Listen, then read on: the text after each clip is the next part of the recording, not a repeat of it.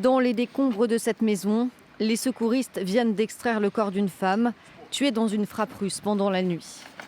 Au moins 6 autres personnes ont été blessées lors de l'attaque, dont 2 enfants. Ici, à Odessa, au sud du pays, les pompiers ont lutté une grande partie de la nuit contre les incendies provoqués par les bombardements. Des infrastructures énergétiques et civiles ont été endommagées.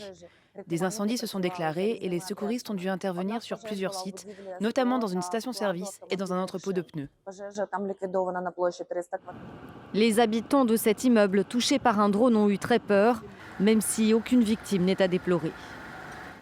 Il y a eu une explosion et nous avons couru dehors en pyjama. Ma petite fille, ma fille. En pantoufles, nous avons couru dehors, puis nous nous sommes réfugiés dans l'abri souterrain. Nous y sommes restés environ 1 heure, puis nous sommes remontés. Nous avons traversé le hall d'entrée, tout était brisé à l'intérieur. L'explosion était terrible.